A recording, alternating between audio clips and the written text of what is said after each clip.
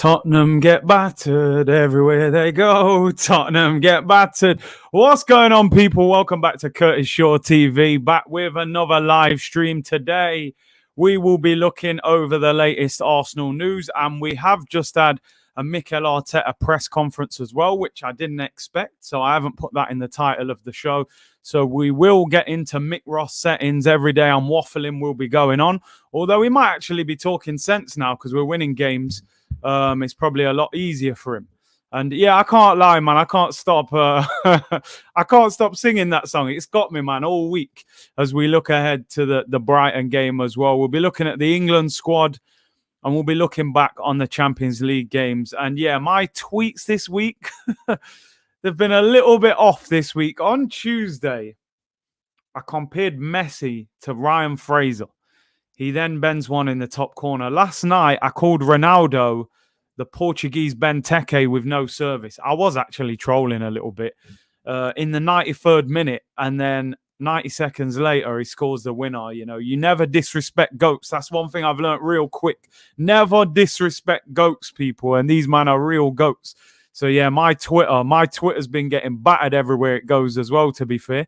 But listen, big up to everyone in the comments. Hope you're all well. We got miserable weather here today in England, wet and raining, but it is what it is, people. Still make the most out of the day.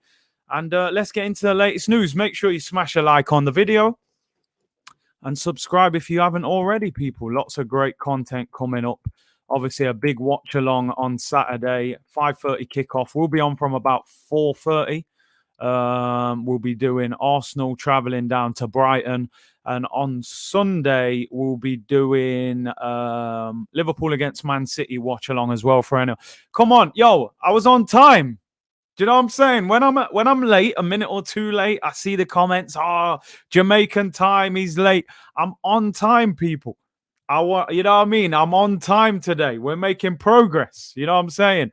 Big up to everyone, though. I hope you're well. Big up my boy, Fran. Hope you're well, bro. Are you on today at 4 o'clock? Let the people know in the comments, man. Let the people know.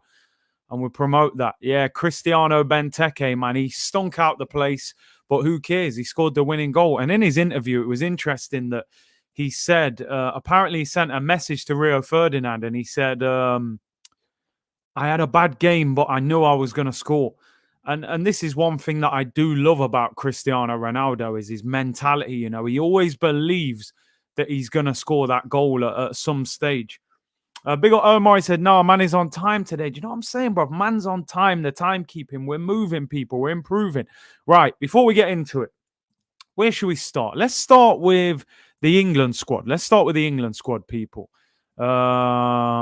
The England squad, where are you at? Let me make sure I click the right one here because we've got, is it this one? Yeah, there we go. England squad, people, has been announced. And Arsenal have got a couple of players in and one or two not. So as you can see, again, my tweets even today were shocking as well. I didn't think Ramsdale was in the squad. I even had to delete that tweet. I don't know what's going off with my Twitter form. Shocking at the moment. Fran said he was on. Oh, he was on earlier. Okay, Fran was on earlier. Go and check out his earlier show, people. 1 o'clock, he said. Aaron Ramsdale is recalled into the England squad. No Henderson or Pope. So Ramsdale is in. Ben White misses out on the England squad, which is a shame for him. To be honest, I'm delighted to see Tomori in there because I think he's an excellent centre-back. I was shocked he didn't go to the Euros. Bear in mind that this guy finished, second or third in Serie A with AC Milan. He's playing Champions League. The one for me that I'm sorry, and listen, people may disagree with this, is Connor Cody. Like Connor Cody, does somebody... Am I not seeing something here? Yeah, he's an all right centre-back. Tomori should have been in the England squad anyway. Tomori's only been called up because Harry Maguire's injured. But Connor Cody gets in ahead of Ben White. I don't know. Maybe I'm being wrong. Maybe Connor Cody's better than I'm giving him credit for. To me, he's a half-decent centre-back. You know, he shouldn't be in the England squad. That's just my opinion. But Connor Cody gets in ahead of Ben White. Also, Mings, like you said, Mings had a poor season, but he did have a decent Euros when he stepped in. We then, let's go through them. Connor Cody, Reece James, Tyrone Mings, Luke Shaw, John Stones, Tomori, Trippier, and Kyle Walker. No Ben Chilwell. I don't know if that's an injury or not. Like Fran says, yeah, Konza doesn't seem to get a look in. Yeah, Brett Cody is always in the squad, but I don't know what the fascination is with him. Maybe he has got a great attitude, but if we had 2 or 3 injuries at centre back, if Connor Cody was, say we were going to the World Cup next year and Connor Cody's starting at centre back, I'd say there's no way we're winning because he ain't good enough. He's not good enough. Tomori has proved Champions League. He's a baller. Stones has done the business. Mings is a bit dodgy, but he had a good Euros when he came in and he was decent last year. Surely Ben White gets in over Connor Cody. But hey, here's what it is, people. We go into the midfield. Foden, Henderson, Lingard, Mount, Phillips, and Declan Rice. I mean, I've said this time and time again, and I will continue to say this, right? Jude Bellingham is the best young English centre midfielder, in my opinion. And a lot of people rave about Declan Rice. And I think Declan Rice is all right. I do think he's all right. I've seen him linked with Man United for 75 million. I don't rate him at that level. But I do think he is decent. Jude Bellingham is playing Champions League. He's scoring in the Champions League. I believe he's 18 at the moment. If Bellingham was French, Spanish, you know, look at Pedri, is it, for Spain, played all their games in the Euros, starts for Barca. They're not looking, going, oh, he's 18, 19, we have to hold him back. Bellingham is one of the best young English players I've seen in years in midfield. Doesn't even make it in the England squad. This is part of the reason England don't win trophies. You know, we stick with the same old players, you know, Henderson and no Jude Bellingham in the England squad. Didn't he score last week in the Champions League or the week before? Where you can't get in the England squad. Crazy. Absolutely crazy that guy doesn't get in the squad. I don't get it. Grealish, Kane, Saka, Sancho, Sterling, and Watkins. I mean, Greenwood must be very annoyed because if you've watched Man United in the last month and you've watched Sancho and you've watched Greenwood, Greenwood has been a far better player. It's interesting. Foden and Greenwood got into trouble with that situation that happened. And I'm pretty sure Greenwood has not played for England since. Foden, no problem. Like people are saying, again, for me, I have to ask this question. Ollie Watkins, for me, people, is not better than Danny Ings, and I don't think he's better than Calvert-Lewin. I don't understand how Ollie Watkins is the second choice English striker. When you look at that there, if Kane doesn't play, we're playing Ollie Watkins. Are you telling me we're going to win a World Cup with Ollie Watkins up front? Like, no disrespect.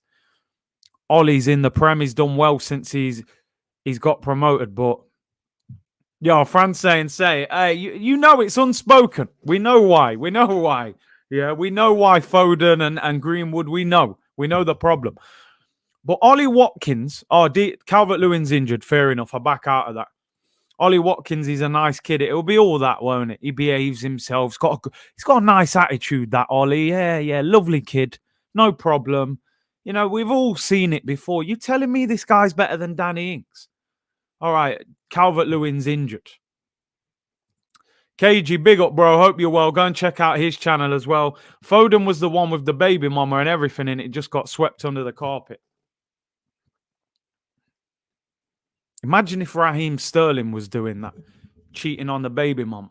Yo, he'd be on the front page of the Daily Mail calling him all sorts. But Foden, he's a nice kid, you know. He put blonde in his hair. He's the new Gaza. We'll just no problem. You're fine. Greenwood might have to go and play for Jamaica at this rate. He might never play for England again. It's mad. People saying Smith Rowe needs a cap. Problem is, who do you put him in the squad ahead of? You look at them wide players, or number 10s, if you like, Foden, Mount, and then you look at the wingers, Grealish, Sancho, Saka. I love Smith Rowe, but right now he ain't getting in ahead of them guys. He's going to have to do a lot more work. Greenwood is a better striker than Ollie. Have you seen, like, honestly, for me, and listen, I'm an Arsenal fan, so I ain't got no loyalties towards players that play for other clubs. Every time I watch Greenwood, I'm like, what a player this kid is. Left foot, right foot, step overs, low center of gravity. Ollie Watkins, I'm not being disrespectful to Ollie Watkins. He's a decent Premier League striker. He'll get you 10 to 14, 15 goals a season. But we're trying to win World Cups here. Like, Danny Ings is a better striker than Ollie Watkins. I don't get it. It's always been this thing. You know, I remember speaking to Tom Huddleston years ago about England and how you get in the England squad. And he said, listen, it's not about talent. It's about your attitude, your behavior, the club you play for, all them kind of politics in football. Listen, I hear what you're saying, Henry. You know, it's Andorra and Hungary. We'll still probably win the game anyway, but I don't know, people. I'd never understand when I see these England squads. Jude Bellingham not in the England squad. Like, are you man mad? Are you man actually crazy? Jude Bellingham can't even get on the bench for England. This guy is being linked with Liverpool for £80 million and he don't get in the... Forget it. This is why I don't do watch-alongs for England games. I think I did the Poland one last month, but there ain't going to be no Andorra or Hungary one with Gareth Southgate in charge, man. It's horrible. Yeah, it's good boy settings, man. The good boys get picked, you know. Occasionally they have to force one or two in, like a Sterling, because they know they can't leave him out, but England are mad, honestly. Bellingham, are you crazy? Can't get in the England squad. Yeah, Guendouzi in the French squad again. 2 months in a row. What did they say last month? Oh, he's only in the French squad because they got injuries. Well, Guendouzi's in again, people, despite that journalist criticizing him yesterday in the press. He makes the French squad for the second month in a row. And I'm sorry, but you have to look and say, how have we sold that guy for £10 million? How do you sell a 21-year-old French centre midfielder for £10 million? I can see a situation with Guendouzi where in a year he ends up being a £40 million player if he continues to get in the French squad. It's crazy. Absolutely crazy. So, yeah, Guendouzi is in the French squad for the second month in a row. And apparently Deschamps been bigging him up in the press as well. Listen, Carrington Blunt said Guendouzi warms the bench for France. Listen, that's no like negative towards him and his talent. Their midfield is Pogba and N'Golo Kante. It's a pretty tough midfield to get into. They got the likes of Coman and, you know, a man like Martial don't even get in the squad for France. So I don't think he'll be particularly disappointed that he sits on the bench. Kai TV said Courtesy is not gone yet. They haven't activated the obligation to buy. Listen, he may come back. You never know. You never know. O'Shane said Antonio would be a great choice. He's chosen to play for Jamaica now. So Antonio obviously can't play for England. But yeah, his physical presence, I think the age went against him a little bit. Kante is injured as well. Yeah, I believe he's got COVID. So maybe that is why. But I've heard him saying things about Guendouzi bigging him up. So anyway, Southgate, yeah, I think he is Arteta's long lost brother. Do you know what? Let's talk about Mikel Arteta and something positive, to be honest. Which is good for him, which is really good for him. Mikel Arteta has been nominated for Manager of the Month in the Premier League. Finally, you know, you get nominated. And listen, he's the favourite to win the award as well. These are the 5 that have been nominated. Mikel Arteta, Pep Guardiola, Jurgen Klopp, Dean Smith, and Graham Potter. And if you look at it, as you can see on screen here, 3 wins out of 3. He's the only manager out of that list that has won every game. We've scored 5, conceded 1, and I think he will win Manager of the Month. What a turnaround. 4 weeks ago, you know, the P45 was being written. And he's on his way to getting Manager of the Month. Heaven Angel said, Mikel Arteta, my manager, trust the process. Curtis, you're finally seeing the light. There's a hint of light in the distance, people. That's all I could say. Let's vote for him. Let's vote for him. Apparently, you have to go on the Premier League website and vote for him. So he still might not win it if the fans don't back him. But he deserves it. He's had a great month. But finish the month off properly. I'll vote for him if we beat Brighton. I might wait a couple of more days first. Jake, you're right. He ain't off the hook. Like you said, played free, won free. That doesn't justify that you're a top manager. But as I said, he's putting the building blocks in there, people. No, I haven't even voted him yet, Ruben. I haven't. Oh, can you imagine the press conference if he wins Manager of the Month? I think he'll be in tears. But big up to him. Listen, he can only do what's in front of him and beat what's in front of him. He has to finish off this month correctly against Brighton. But anyway, speaking of Mikel Arteta, you know what time it is, people. Press conference settings. It can only mean one thing. Here he is, Mick Ross, back in the building. Shout out Polymation. Every day I'm waffling settings. To be fair, his last two press conferences have been a little bit more calm because we're winning games and he ain't saying nothing too outrageous. But Coma music. We're back, people. Mick Ross settings. Press conference settings. I don't know what he's going to say. They'll probably ask him the stupidest questions ever, the most blatantly obvious answered questions that you've ever seen. But we're back. It's press conference settings, people. Make sure you smash a like on the video and subscribe. Let's get into it and let's hear what Mikel Arteta has had to say. I literally didn't even put this in the title because I wasn't sure whether this would be today or tomorrow. As you can see, Arteta, man, the man's got a big smile on his face. Go and get your drink. Go and get your syrup, people. You know what time it is. There's going to be waffles everywhere. And he's talking ahead of the game against Brighton this weekend. The Danny Welbeck Derby, they call it, or the Ben White Derby, maybe we call it now. Just a little bit of team news, actually, having said that. I've just read that Danny Welbeck is actually unavailable for the game against Arsenal. He came off injured with a slight hamstring injury against Crystal Palace on Monday. So there is no Danny Welbeck in the game. And I've just read that Basuma is 50-50. Whether he will play, we'll have a fitness test. So I would imagine they'll force him and play him in this game. You know, he is a fantastic player, Basuma. And as I said yesterday, with Granit Xhaka being out for 3 months, I would be looking at somebody like Basuma, like Aouar, like Renato Sanchez for the January transfer window. But whether Arsenal go in that direction or not, time will tell. Big up John Layat, who said Waffle Productions, WFL Media. Waffle settings, man. Appreciate a super chat, bro. And big up to everyone in the comments slanging those waffles. The Basuma derby. Mopé will win it. Let's hope not. Mopé versus Ty. Ty better get him. All right, let's get into it, people. Let's hear what he got to say. Mikel was back in front of the media. Look ahead to our trip to Brighton. I'm playing Brighton. Start off the questions, right? It will be a really difficult game. They've been on a really good run. They are playing well and getting results they deserve. It's a really competitive match that we are looking ahead to, and we know the importance of it. He said, on doing the double over Brighton last season, he said, that's a different season with different momentum. We should not focus on that. We should just focus on how we're going to get prepared to have the best possible performance, and after that, try to win. These questions again, they're just going through the motions again, aren't they? Ask the man some real questions, you know.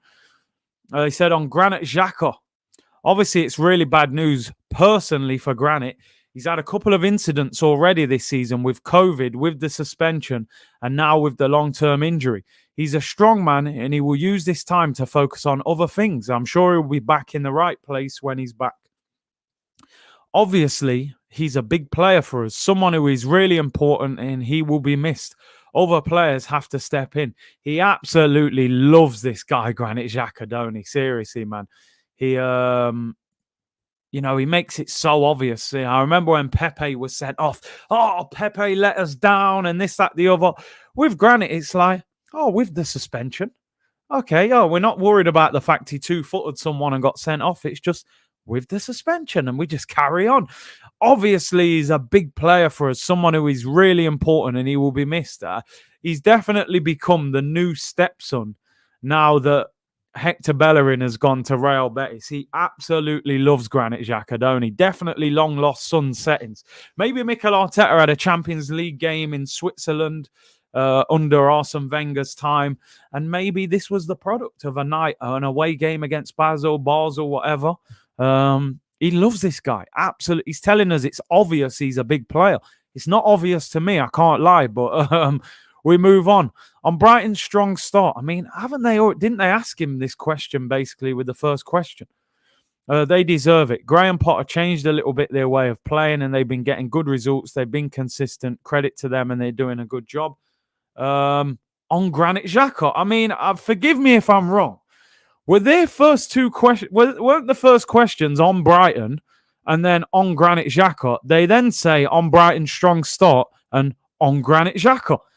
Like, what is going on here? Like, are these real people? Are these robots? What is going on?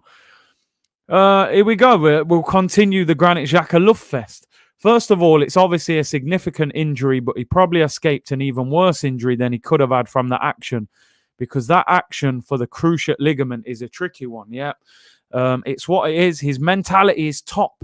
His mentality is top. So what about the 44 yellow cards and the 6 reds? Did that have nothing to do with his mentality? Okay, I'm going to leave it. We'll carry on. You've seen the light. I'm not going to be negative. I'm not going to transmit hate on Mikel.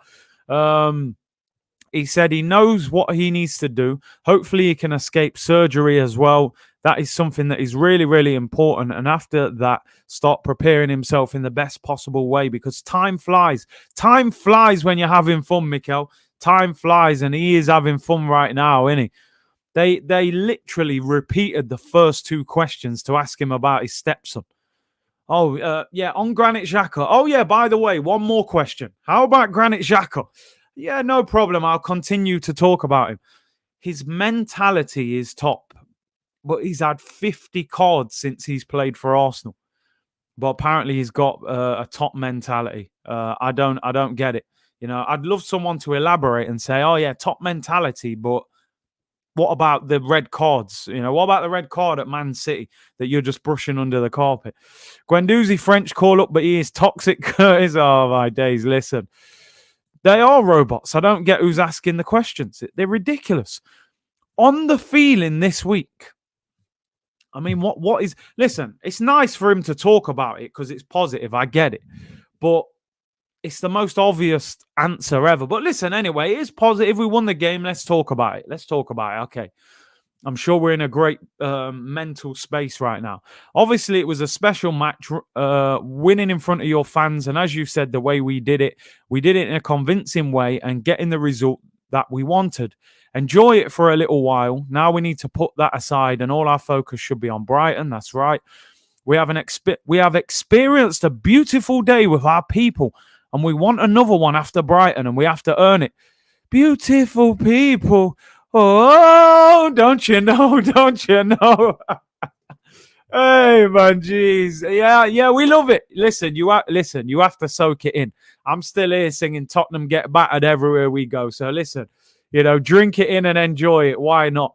And we have to earn that. The best way to do it is to focus on that game, because there are things that we should improve on as well from the Spurs game. Yeah, you're right. Listen, I love it. I need to actually watch the press conference, because sometimes the way it's said and the way it's written is totally different. But this guy's got tunes, man. I'm telling you, there has to be an album coming at some stage. Oh, man, if he wins Manager of the Month, I'm telling you, I cannot wait for that press conference. I think he could be in tears. Big C, you crack me up. Oh, man. And the Grammy goes to Mikel Arteta. This guy's got bars. He's got all sorts. Beautiful people. What a banger that was. That was a good song, by the way. But yeah, he's obviously happy. He's on top of the moon right now. He's on top of the world. On the long-term plan, he says the plan is in place, but the things that really matter for the plan to evolve and develop is the present. And we have to focus on what we're meant to do in the present, because the rest has already been designed, planned and thought about. What is going to allow us to do that is just the present. So we have to focus on that. He's off again, people. He's off. He's getting out of control again. Oh, dear. This is where he starts going. This is where he starts, talking like he's in a Conservative Party interview. All I heard there was present, plan, thought, he's gone. John Layout with a super chat. It's a beautiful day. The Premier League anthem, man. But He said, the plan is in place, but the things that really matter for the plan to evolve and develop is the present. We have to focus on what we're meant to do in the present because the rest has already been designed, planned, and thought about. So they've seen the future. Like you say in 100, Matrix settings, man, is turning into, who was in the Matrix? It's Lawrence Fishburne in it and Tom Cruise. You can see the future, him and Edu. You know, the light has blinded them and they've put their sunglasses on and they can see what's going to happen in the future. So he knew we were going to get battered at the start of the season. And now we're on our way up, this continuous rise. Oh, that's it. It's Keanu Reeves. Forgive me, not Tom Cruise. And yeah, you know, he's planned it all already. You know, so I hope he's right. I hope they ask him about this in the future press conference and say, you know, your Matrix vision that you have in the future. Where can you tell us where you're going to end up in the table if you can see into the future? What a legend, eh? Matrix settings. We knew we'd get some waffle. I told you, bring that syrup, man. There was always going to be some waffle there, people. Keanu Arteta, you know, he just needs the sunglasses. He might as well turn up in sunglasses in the next press conference. You know, the light is so bright that he can see. On Aaron Ramsdale and Bernd Leno. This could be an interesting one. No, they should have asked him about Leno's comments, man. Everybody has to raise the level, and that's really positive and is happening in different positions. You can see when players are coming in now, they are fully ready to take the place. Now it's going to happen with Granit, and before it happened when he was suspended, and it's happened in other positions. Players are coming up and showing that they are ready because the way they train and the way they play is top. So after they get rewarded when they have the minutes.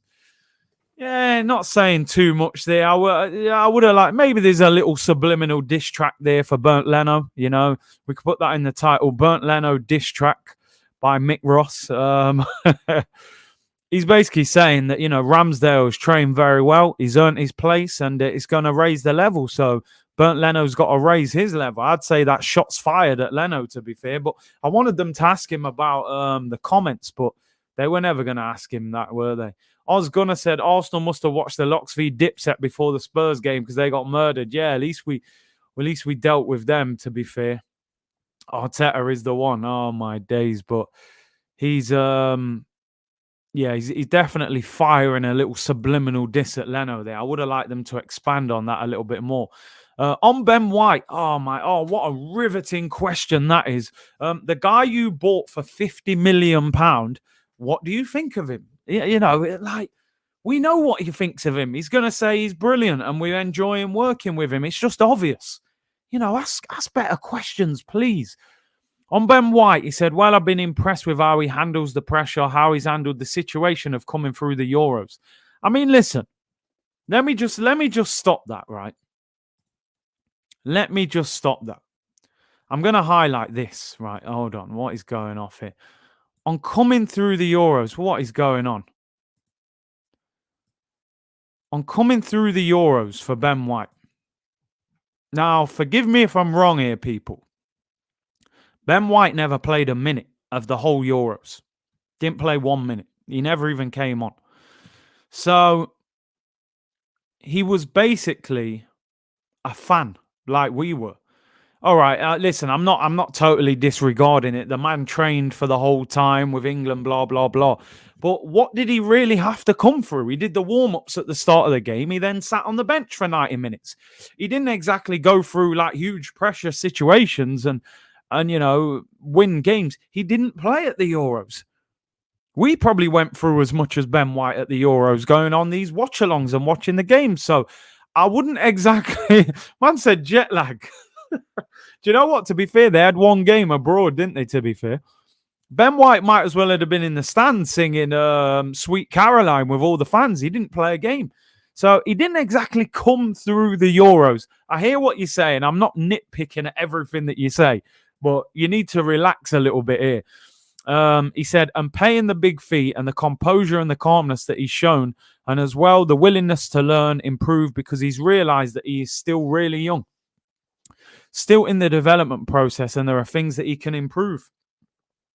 We are already enjoying our time together, and we have to continue like that.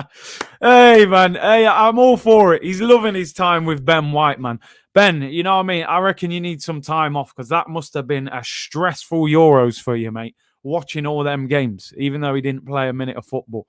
Oh, dear me. I love it. I love it, mate. Maybe there's a lot of pressure on that bench. I don't know. You know, maybe sitting there, it's crazy. Afternoon, Curtis just doing a COVID test. Hope all is well, Craig. Yeah, this could be his new long-lost son. Apparently, they're really enjoying their time together.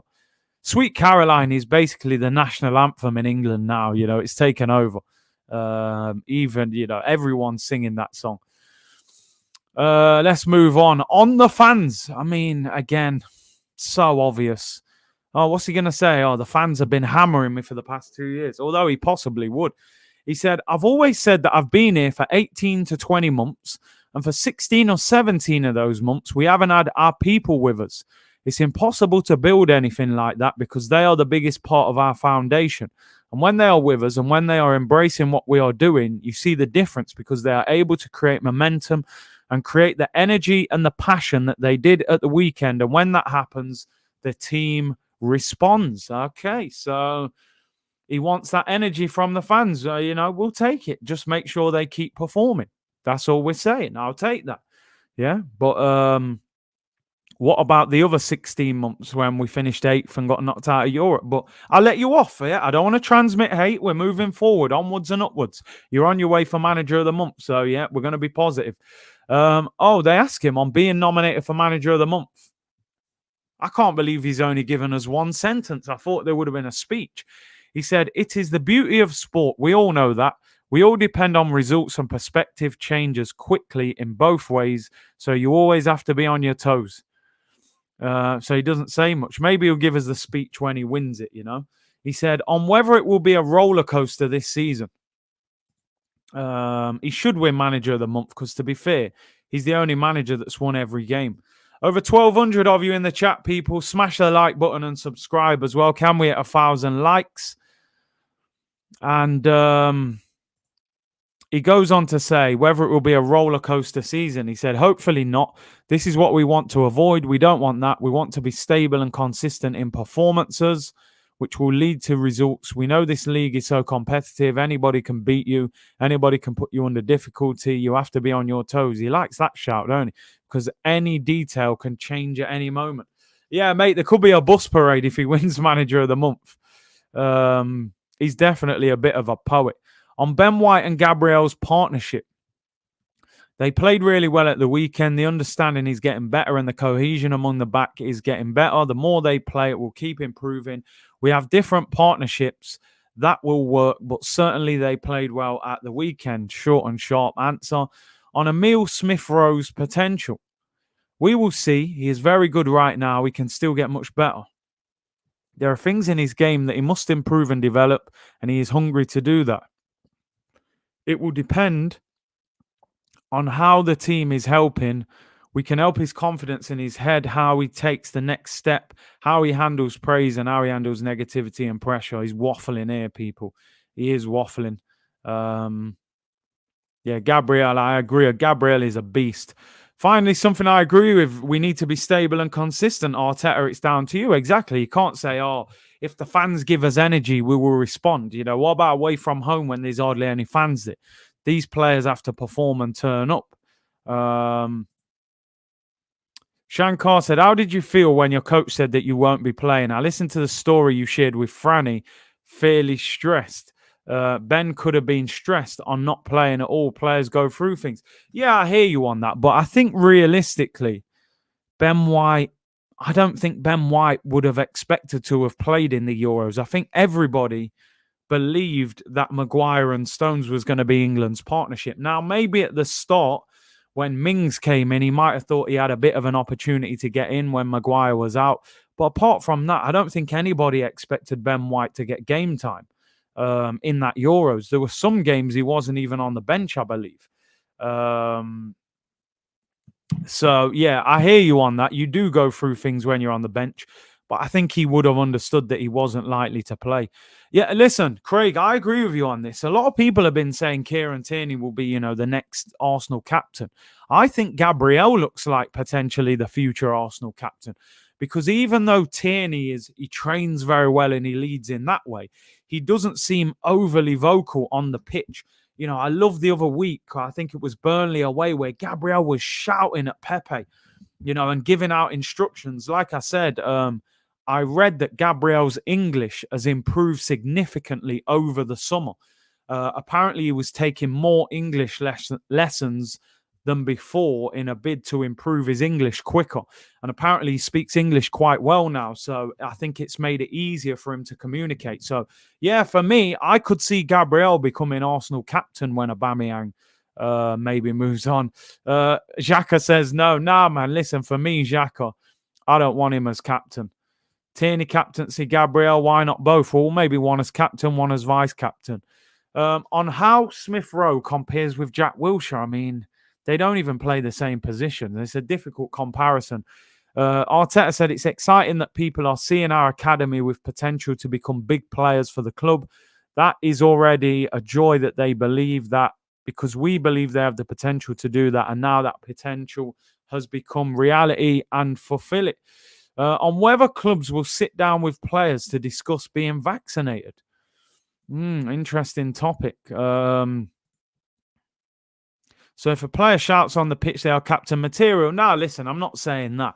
Not saying that at all. I'm seeing leadership qualities from Gabriel with the way he's playing and leading in that back four. But I do think it is important sometimes that you have a captain that is vocal, you know. So I'm not saying shouting makes you a captain, but I see leadership qualities in Gabriel's game. Saron said Odegaard. I mean, he seems, I think he's the captain of Norway, right? Brett said Odegaard, Sambi, Gabriel, Tierney, Ramsdale are all leaders. Odegaard and Tierney both have a shout, says DB. And Darren said Tierney needs to stay fit. Exactly. The man's injured a lot of the time. Teta says Thomas Partey. On whether clubs will sit down and discuss the vaccine, he said, we have tried it in various ways. At the end, the decision is by the player because they are not forced to do it. Obviously, it will be extremely helpful for the clubs if the players can do that because it wouldn't restrict their mobility. We're going to skip through that. Listen, basically, it's down to the players, isn't it? On losing the feeling of the club being near a crisis now. Interesting question. That's a better question. I think that the feeling is very necessary at a big club because every defeat is a crisis. I kind of agree with that. And it should be a crisis. And you have to deal with that pressure. If you want to be the best, you have to cope with that and realize that excellence is the only way and only thing that is expected. Anything else isn't good enough. Yo, I'm telling you, I'm applauding that.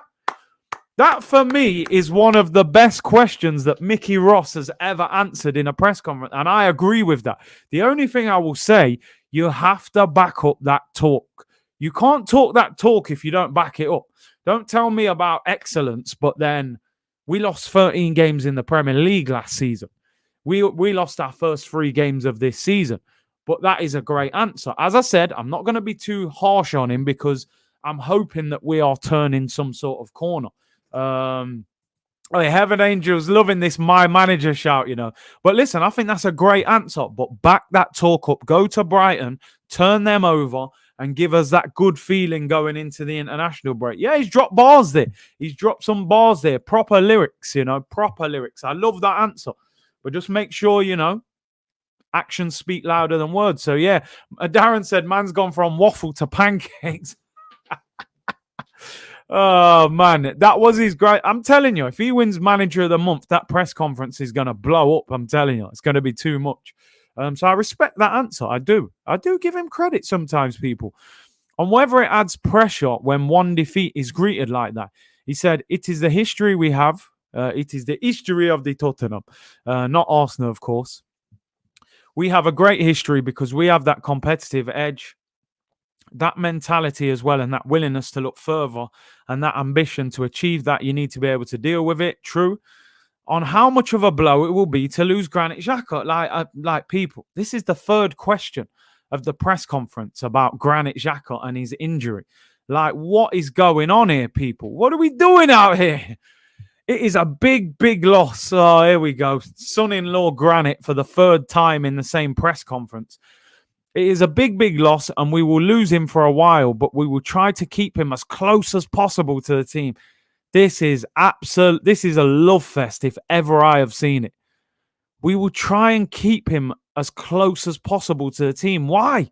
Let us just concentrate on a game. Is Granit Xhaka going to give us words of advice? And listen, before we start this game, everyone, let's listen to Granit. Granit, give the team some words of advice. Yeah, forget your 44 yellow cards and your 6 reds. Yeah, let's keep Granit as close to the team as possible. Jeez, people. Granit Xhaka love fest. Like, imagine these people in the press conference. Like, listen, mate, they've asked 2 questions about Granit Xhaka. We don't need a third one. It's an absolute love fest. He will develop in other areas. This is the first big injury he has had. We are here to help him, and I'm sure we will find other ways around the team because we have other really good players who will step in and do the job. Absolute love fest. Yeah, they're talking about him like he's Ronaldo or Messi. They really are. The players are going to walk onto the pitch on Saturday with Get Well Soon Xhaka shirts. It wouldn't surprise me. It really wouldn't surprise me. Final question on whether one of those is Ainsley Maitland-Niles. I mean, these questions are ridiculous. We've got a midfielder injured for 3 months. He needs to be replaced. We've got 3 options: Mohamed El Neni, Sambi Lokonga, or Ainsley Maitland-Niles. So what I'm going to do is I'm going to ask him for the final question of the whole press conference. Is Ainsley Maitland-Niles one of the players that could replace Granit Xhaka? I would have been like, yes, he is, my friend. There's a midfielder injured, so naturally a midfielder will probably come in and replace him. It is a ridiculous question to finish it off. And that is the end of the waffle settings, people. The questions are almost worse than the answers. You know what I mean? Give him something to get, get a speech out of. You're asking him ridiculous questions. Yeah, Mikel. Yeah, Jake, I'm telling you, you're spot on. Yeah, Mikel, just got a quick question for you, mate. Is water wet? We just want to know your thoughts. Like, these man are ridiculous. I honestly believe they're not allowed to ask certain things, but the questions are a waste of time. Imagine sitting there the night before, like, right, you get one question in this press conference. So, Mikel, with Granit Xhaka being injured, is Ainsley Maitland-Niles one of the players that could come in? Yeah. If I was Mikel Arteta, I'd just give him one word answers. I'd say, yeah. Next question. Any more stupid questions? But there we go. Hey, there we go. Press conference settings are over. And listen, if Arsenal needed any motivation to win the game, then this picture is all they need to see. And you know what, Ty? You were right all along, mate. Maybe Ty is in the Matrix as well. I don't know who this team think they are. But I agree with Ty. Mopé, you're a cheat, and I hope Brighton get relegated. Why are Brighton trying to become relevant? Don't do this. You're a seaside town with Pebble Beach. You ain't even got sand on your beach. Yeah? Why are they trying to do this? Arsenal at home next with the eyes, and Mopé doing the crying face on the picture. I'm telling you now, if we lose to these man here, Frope, they call him. If we lose to these little punks, do you know what? Me, I'm kind of, you know me, people. I've got a bit of a funny personality, so I don't mind them doing this. I think it's quite funny. If Arsenal did this to someone else, then I would be like, yeah, man, I'm for this. But when they're doing it to our team, I can't accept it. We need to turn these punks over on Saturday. I'm telling you. These men don't even have sand on the beach. They ain't even got sand on the beach. It's a pebble beach. We can't be losing to man with pebbles on the beach. Yeah, we have to turn these men over. Big up Kelvin Major. He said, thank you, Curtis, for considering making Curtis best bits. With furlough ending now in the UK, it will be more difficult to catch your live streams. Hey, listen, man. I'm definitely, during the international break, I'm going to try and do a best bits from the watch-alongs. And listen, good luck to everybody who obviously is, if their furlough is ending, it may put jobs in jeopardy. So I hope everybody's job situation is secure. And big up to Kelvin for the support on the channel. These men ain't got sand on the beach. What's the point having a beach if they ain't got sand in it? You can't even make a sandcastle. All you can do is skim the pebbles in the water. That's it. It's a pointless beach. We can't be losing to these little punks, I'm telling you now. Especially these man equalised against Palace on Monday. Made Vieira look like he was going to cry. I was upset for Uncle Vieira, man. You know what I'm saying? If you needed motivation, just show him this picture. Ty, I'm with you. Mopé, you're a cheat, and I hope Brighton get relegated. Oh, dear me. Big up Matt Cleaning support for Big C from Macedonia. Big up, bro. Mirage said if we win, Brighton will have a great team motivation. Let's have a look. Yeah, member stream will be probably next week. What I'll probably start doing with the member streams actually is posting them public after, so everyone can watch them after as well. That's probably a good point that I'll do. No, I'm not having it, Devon. I'm not having it. These man with a Pebble Beach trying to troll Arsenal. They weren't they in like League One about 5-6 years ago? You come in here trying to troll Arsenal. I'm not having it. Let's move on to another guy who's moving like a bit of a mug as well. Is Burnt Leno. I spoke about him in quite a lot of detail yesterday. Let's be honest. I was not best pleased with his comments, talking about Milan is closer to Stuttgart, his home city, and this, that, the other. And I'm like, let this guy go. For anybody that hasn't seen this, big up to you, Trevor. Frimpong has done an interview with Ramsdale. It was out at 2 p.m. on Arsenal's Twitch. And Ramsdale said his favourite food is Jamaican food, because when he was in digs at Sheffield United, it was a Jamaican family that was looking after him. So he was eating curried goat, mutton and rice, all of that. And he loves Jamaican food. So all the Jamaican community are loving him right now.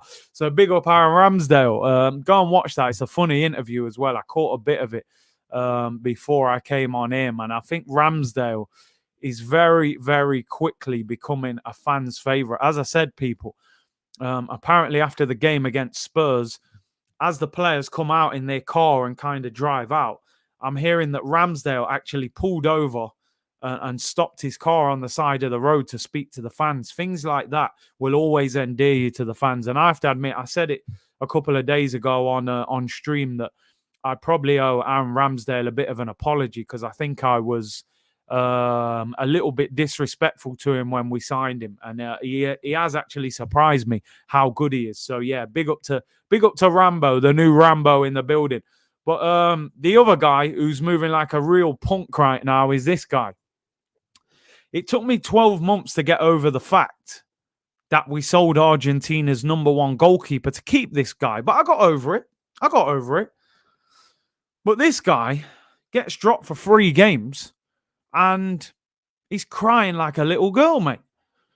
Oh, I don't know why I've been dropped, and maybe I should go to Milan because Milan's closer to Stuttgart. Listen, this is Arsenal Football Club. Like Thierry said, if that badge is too heavy, if that cannon is too heavy, come out of here. Yeah, the club will continue after you move on. Yeah. Why are you wearing the away shirt anyway? You're a goalkeeper. That sums him up. They wouldn't do that to Ramsdale.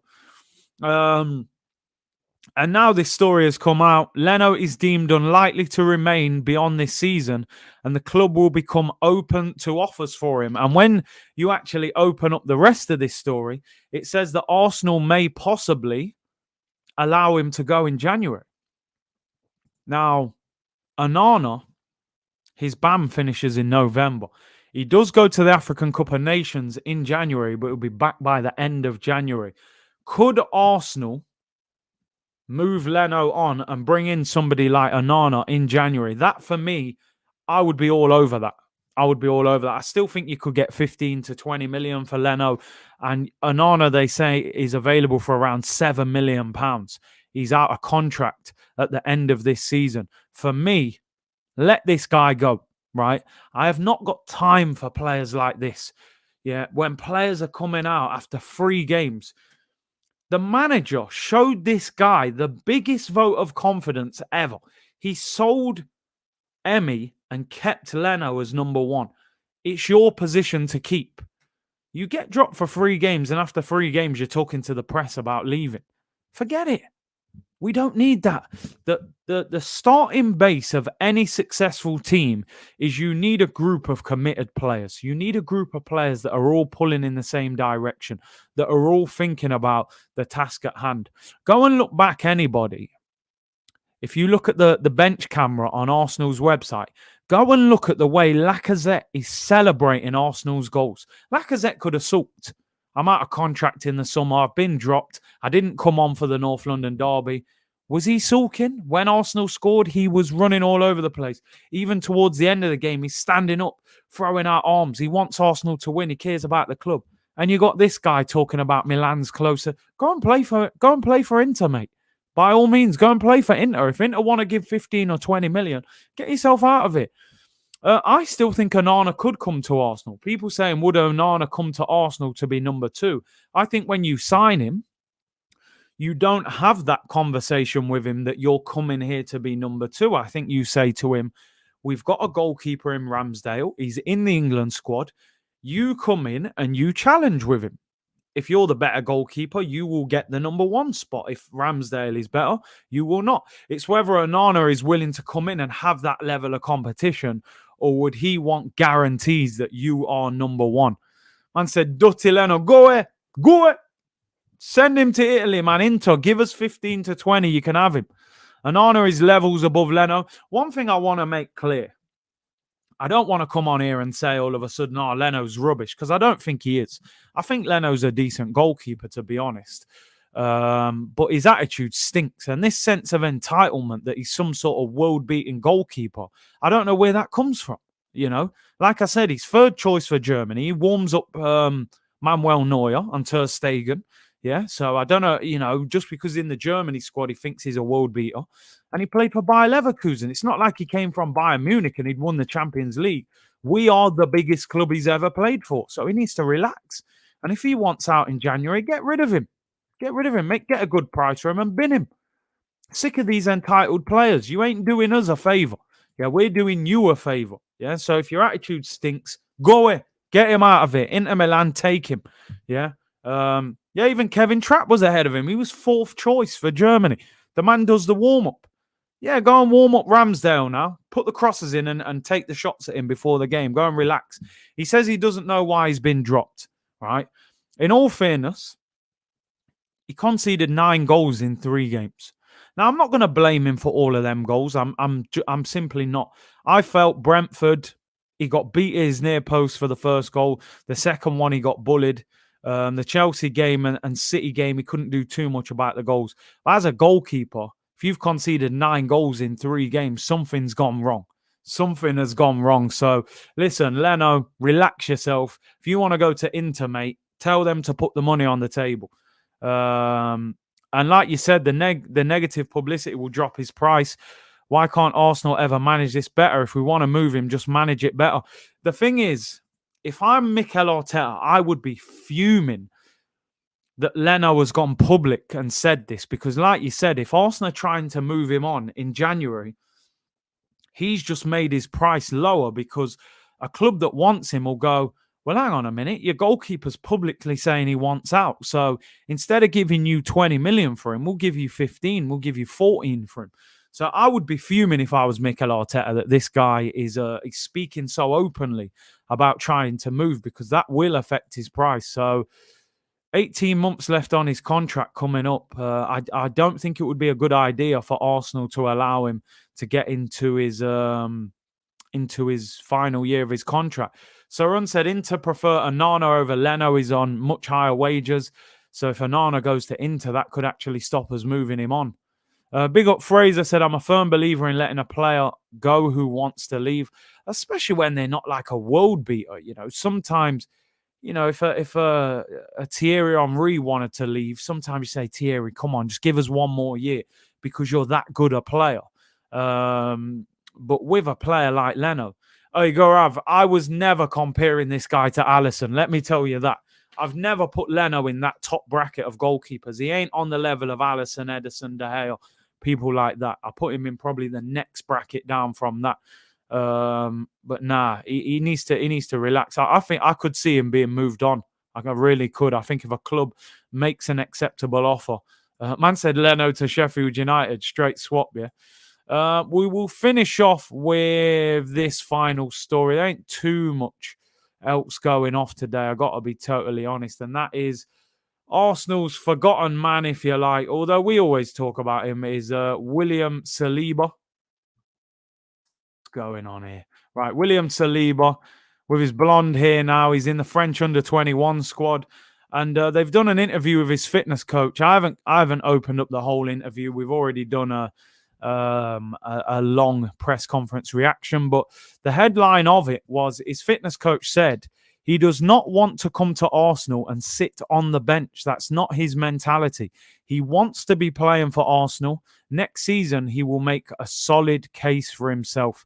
I really hope that we get an opportunity to see William Saliba in an Arsenal shirt next season. 2 years left on his contract. He obviously backs himself and believes he can be in the Arsenal team, and I agree. I just hope they give him a fair chance. He wants to come back to Arsenal and play. He's in the French under-21 squad. He's doing well at Marseille. Yeah, everyone loves this blonde hair at the moment. But bring him back. Listen, if you've got Ben White, Gabriel, and Saliba, that is 3 very good centre-backs that you can build with moving forward, you know. And I still think Saliba does have a future at Arsenal. So I like that mentality of Saliba, you know. The man's not thinking, oh, I'm just going to go back to Arsenal and sit on the bench and I'm happy to be here. The man ain't happy to be here. He wants first-team football. He's backing himself, and I think he's proving himself at the moment. He's doing well in the Europa League with Marseille. And he's doing well in the league, and he's in the French under-21 squad.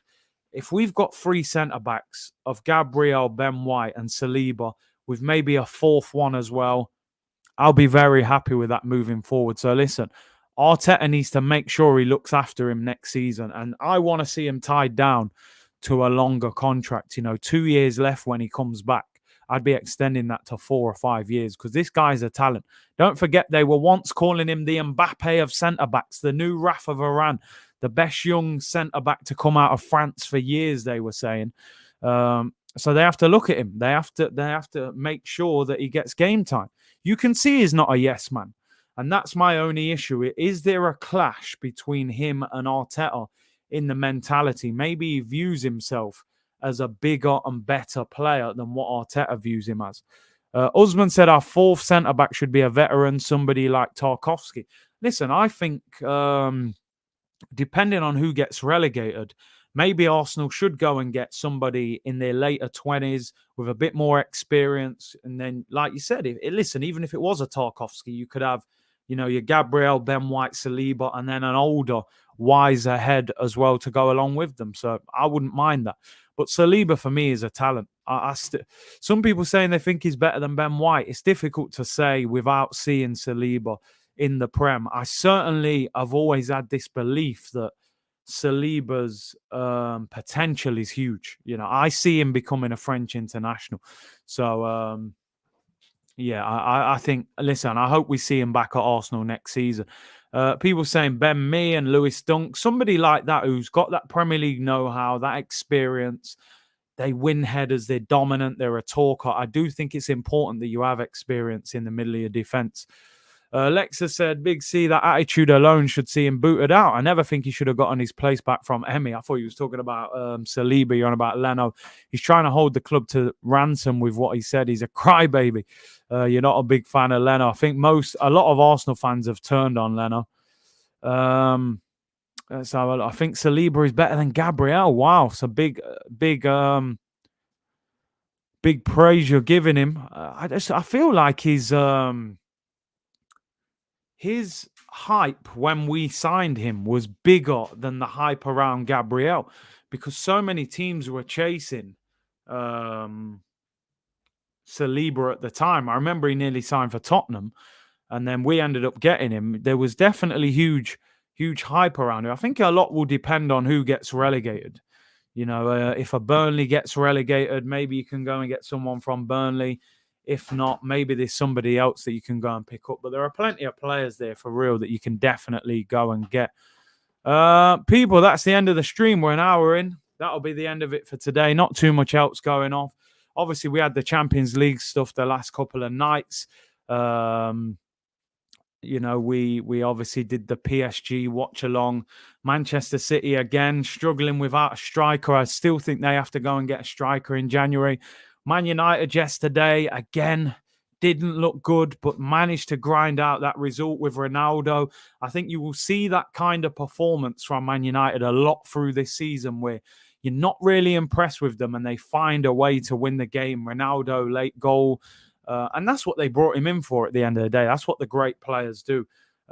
They score goals and win games for their team. So don't forget, tomorrow we'll be previewing the Brighton game a little bit more in depth. Saturday we'll be doing the watch along for Arsenal against Brighton. And on Sunday we'll be doing Liverpool v Man City watch along as well. So keep it locked. Over 1,500 of you in here. Make sure you like the video and subscribe. And big up to all of you for your kind comments and support. There will be no Conference League watch along. I'm not even sure they have cameras at them games, to be fair. So listen, big up to everyone for tuning in. Enjoy the rest of your day, and I will see you tomorrow. Bless.